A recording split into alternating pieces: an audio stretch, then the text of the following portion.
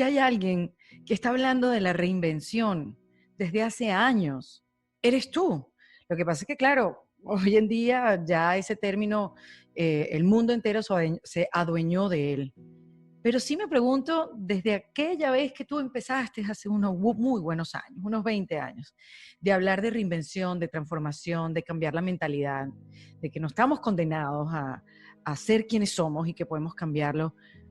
¿Cómo te recibió el mundo con esa información? Bueno, la verdad es que yo me siento muy afortunado y yo creo que todo lo que pueda ayudar al mayor número de personas me parece maravilloso. Es decir, que el concepto de reinvención se vaya extendiendo y ayude al mayor número de personas me llena de felicidad. O sea que en ese sentido estoy muy contento. Pues todo tiene que ver con el reconocimiento de que existe dentro de cada uno de nosotros un anhelo profundo de ser, no ya de tener, sino un anhelo de ser y una búsqueda durante muchos años de cómo se puede llenar ese vacío de ser. Muchas veces lo queremos rellenar a base de hacer, hacer, hacer, para tener, para tener, para tener y para ser algo en la vida. Y siempre me ha interesado el concepto del ser. ¿Qué es el ser? ¿Qué es la esencia? Entonces lo que me fui dando cuenta a lo largo de los años fue que cuando una persona hace frente a situaciones muy complejas, por ejemplo, yo he estado 26 años como ejerciendo la cirugía general del aparato digestivo, cuando una persona tiene que hacer frente a una situación muy complicada como una enfermedad, sobre todo una enfermedad grave, una enfermedad peligrosa, tiene que conectar con algo muy sólido en su interior, porque es como si el mundo entero se derrumbara. Todas las viejas seguridades se han derrumbado. Aquello en lo que te apoyabas en el tener o en el hacer ya no te sirve. Y tienes que conectar con algo mucho más sólido, que es el ser. Entonces, para mí la reinvención surge de esa conexión con el ser y del descubrimiento de que cuando una persona conecta con su esencia, con quien realmente es, independientemente de lo que tenga, del nombre que tenga, de la profesión que tenga, del dinero que tenga, del poder que tenga, o de lo que haya hecho, mucho, poco o nada. Cuando conecta con eso, conecta con algo de una fuerza extraordinaria. Entonces empiezan a emerger cosas inimaginables, como la creatividad, la intuición, el espíritu emprendedor, la compasión, la capacidad de perdón. Entonces es tan bonito lo que emerge del ser, que para mí eso es lo que es una reinvención. Claro, esto puede tener distintos niveles, puede tener una reinvención profesional. Yo en un momento determinado, siguiendo la llamada de mi ser, después de 26 años de práctica quirúrgica, decidí dedicarme por completo a seguir investigando esto, a publicar, a dar formación, etc. Hay veces que esto se lleva a una parte más íntima, a una parte más personal, ¿no? Y me parece que precisamente que en los momentos en los que estamos por los que estamos todos pasando, esa conexión con el ser es conectar con una fuente de serenidad, una fuente de entusiasmo y una fuente de confianza. Eso es lo que te iba a preguntar, si tú te habías reinventado y cómo tú habías vivido esa reinvención. Obviamente, dejaste los quirófanos, dejaste la bata azul, dejaste de esa etiqueta que te sigue definiendo como médico cirujano, pero que añadiste muchas otras en tu vida. Sí, vamos a ver. Cuando uno abandona su zona familiar, lo que ha hecho durante mucho tiempo y que le ha costado mucho llegar donde está y que, bueno, pues ha tenido la fortuna de ser reconocido en lo que hace, como en el caso de mi profesión como cirujano. Y cuando uno siente profundamente a nivel visceral, no es algo intelectual y tampoco es algo que lo hagas para impresionar a nadie. Es algo que sientes que tienes, que te lo debes a ti mismo, porque tienes que liberar algo que está ahí encerrado. La sensación que te das de un vacío y un vértigo tremendo. Es una sensación físicamente, además es que lo puedo describir, físicamente es como si te estuvieras ahogando. Eso viene de angustia. Angustia es lo angosto, es como si te estuvieras ahogando. Entonces, en ese momento, tienes que conectar con esa fuente que te dice, adelante, adelante. Y a mí me gusta mucho el Zen y he tenido maestros de Zen y he leído pues, un poquito de Zen. Y dentro del Zen hay algo que me resuena especialmente, sobre todo recordando el paso que yo di, ¿no? Dice, atrévete y te pueden pasar dos cosas. Atrévete a cruzar ese precipicio. Dice, te pueden pasar dos cosas. O encuentras sorprendentemente algo en lo que apoyarte o se te enseñará a volar. Entonces, Oh, ¿qué pasa?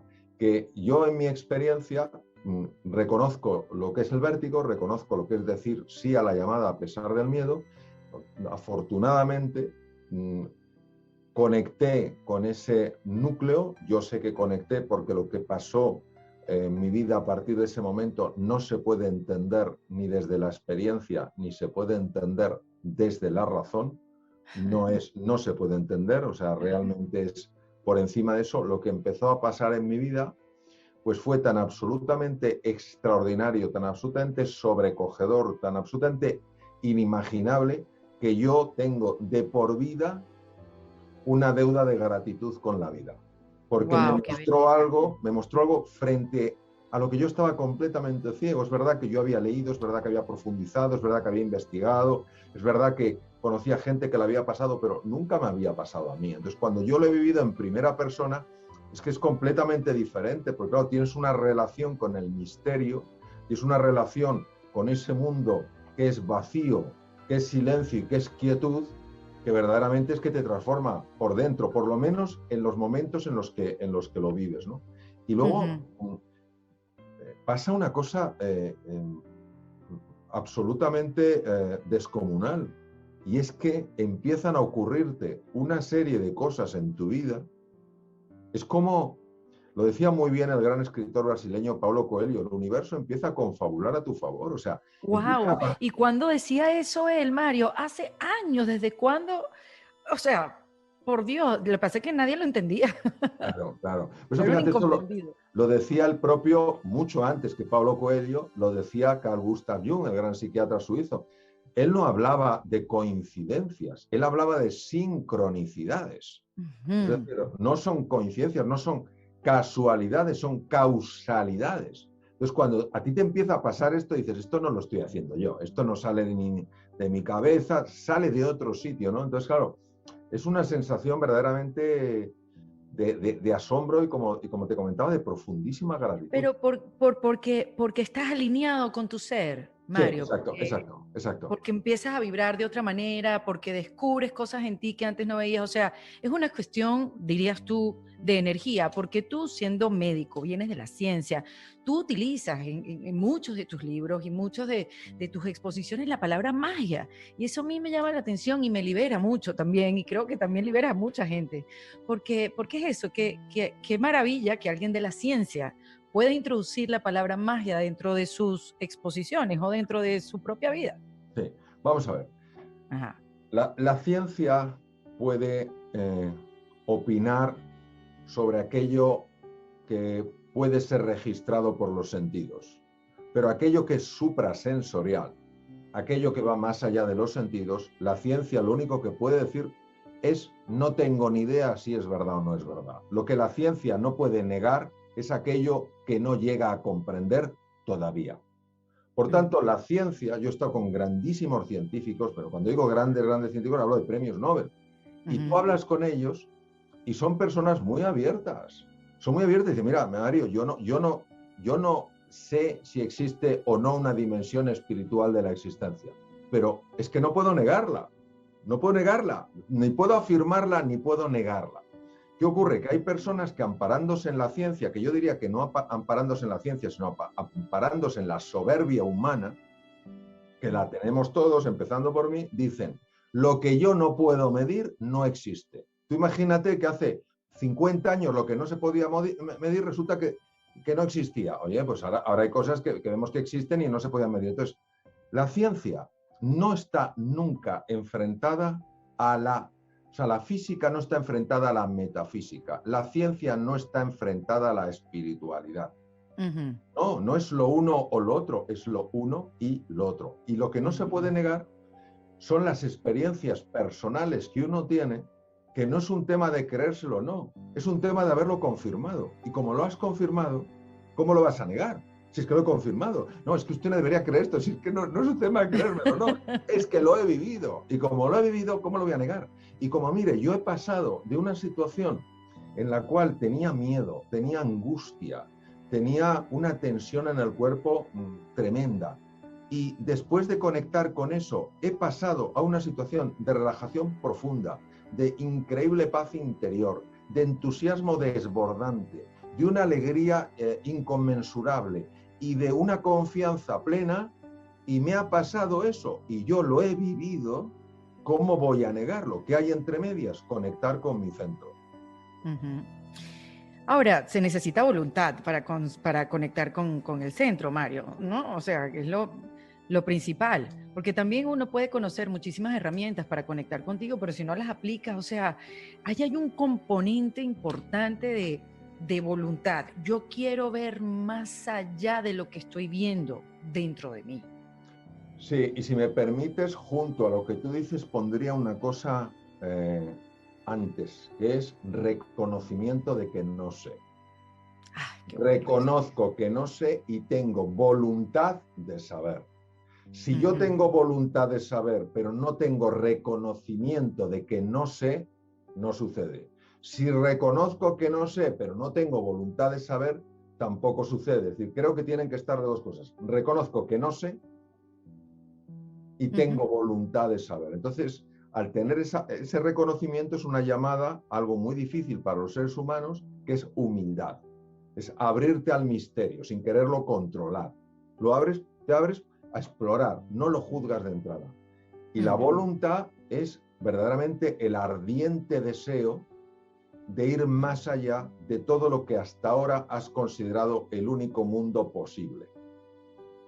Mm. Entonces, es tener la voluntad de pasar de un mundo muy conocido a un mundo por completo desconocido. Y entonces, ahí es cuando yo creo que tenemos una actitud, una relación con lo desconocido que permite que empiecen a suceder cosas y a emerger estos procesos transformadores a los que me gusta llamar reinvención. Ujú. Ahora hay que tocar fondo para reinventarse, Mario, o hay una manera un poco más sutil para hacerlo. Bueno, veo que haces preguntas muy profundas y precisas. Pues sí, sí, Bueno, es no. que Sí, está muy he bien, sido no, no, claro, claro, protagonista de una reinvención también, la he vivido claro. junto a toda la gente que escucha en defensa propia y digamos que sí, hay un camino que ha avanzado, pero mira lo que me pasa, mientras más avanzo, menos sé. Sí, bueno, primero, en mi experiencia para la reinvención tienen que darse dos situaciones posibles, no se pueden dar simultáneamente, la una o la otra. La una es estar harto de estar harto, Uf, qué maravilla, me encanta. que es el tocar fondo, que dices tú. Estoy Ujú, harto de estar harto. Entonces total. en ese momento dices, yo no sigo así. Y la segunda es que tú llevando, o sea, una persona llevando una callada supervivencia, una supervivencia resignada, oye algo, ve algo, siente algo que dicen, hay otra forma de vivir. Y en ese momento, desde la inspiración, no desde la desesperación, decides cruzar. Y sobre el conocimiento que dices, es lógico que cuanto más sabes, sabes menos. Y la explicación yo la encontré leyendo a no me acuerdo qué filósofo, pero es que era clarísima. Dice, el conocimiento es como una esfera. Lo que no conoces es lo que rodea esa esfera. Conforme la Mm, esfera de tu conocimiento crece, tú estás tocando mucha más, un área mucho mayor de lo que no conoces. Porque lo que no conoces es infinito, con lo cual la sensación es que cada vez sabes menos. No, al aumentar tu conocimiento, cada vez estás tocando una superficie más amplia de lo que desconoces. Es normal. wow, eso lo explica todo. Claro, claro, claro, porque es que si no la interpretación que uno hace es, wow, cuanto más estudio, cuanto más reflexiono, menos sé. No, no, Mm, no, no, no es así. Sabes más y como sabes más, puedes reconocer la inmensidad de cosas que te quedan por saber. Esto es maravilloso porque reduce nuestra prepotencia. Nunca ujú, nos consideramos expertos, siempre nos vemos como principiantes. Yo, de mm, algunos de los científicos más espectaculares que he conocido, me ha impresionado la curiosidad, el interés, la humildad que tenían. Y he conocido personas que sabían muy poco y tenían un nivel de arrogancia de a mí qué me va a decir a mí qué me va a enseñar. Claro, esfera pequeñita, poca relación con lo que te falta por conocer. Entonces yo creo que el conocimiento es, bueno, es así y tenemos que verlo y disfrutarlo de esa manera. No, y además de verlo de esa manera como me lo estás mostrando, no es que no sabes, sino es que estás ampliando todo, sales un poco de esa mentalidad de carencia que no sé quién nos los enseñó, o sea, no sé por qué andamos por la vida pensando que alguien vino y nos los quitó, que todo es culpa de los demás, no siéndonos responsables de nuestras acciones. No lo vemos, no lo podemos ver, porque obviamente no andamos a propósito viviendo en la carencia, simplemente no nos damos cuenta. Sí, tú tienes delante un computador, ¿verdad? Un ordenador. Uh-huh. Sí. Tú imagínate que fueras la consciencia, ¿vale? Tú eres la consciencia. Tú eres la capacidad de darte cuenta de algo, ¿vale? Y entonces tu ordenador es la mente, ¿vale? Entonces, la mente, lo mismo que el ordenador es un instrumento tuyo. La consciencia está siempre por encima. Tú eres mucho más que tu ordenador. Tú eres consciencia, ¿vale? El ordenador es mente. Entonces, cuando la consciencia quiere interactuar con el mundo del tiempo, del espacio y de la materia, tiene que utilizar la mente, ¿vale? Uh-huh. ¿Qué ocurre? Que el programa que tendría que funcionar en tu ordenador, en nuestra mente, ha sido parasitado por un programa tremendamente defectuoso, un sistema de pensamiento que se llama el ego. Uf. ¿Qué pasa? Que entonces todo lo que genera tu ordenador está determinado por ese sistema informático que se ha introducido, que es el ego. Con lo cual tú estás viendo algo que no corresponde a la realidad, solo corresponde a lo que el programa informático te deja ver. Bueno, ¿qué tiene ese programa informático? Ese programa informático tiene unas cosas muy importantes. Primero, el mundo es escaso. Uh-huh. Si el mundo es escaso, tú vas a entrar en la rivalidad. O sea, si tú quieres tener algo, el otro no lo puede tener. ¿Por qué? Porque el mundo es escaso. Segundo, tú estás sola. Y estás en peligro. Estás en un mundo hostil. Con lo cual estás siempre a la defensiva. ¿Sabes? El universo es tu enemigo. Con lo cual estás siempre en esa situación de alarma. Tercero, tú eres culpable, con lo cual no te puedes querer. No puedes merecer ser feliz. Y ese es el problema que ocurre. Que nos estamos creyendo una realidad que no es auténtica, pero como es la única que vemos en nuestro ordenador, damos por supuesto que no hay otra forma de vivir.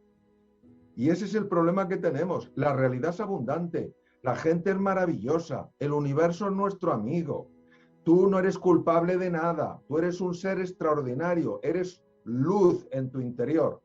Claro, ¿qué pasa? Pues un poco lo que decía Nelson Mandela, ¿no? El ser humano no tiene miedo a su oscuridad. ¿Por qué? Porque se ha acostumbrado a ella. Tiene miedo a su luz.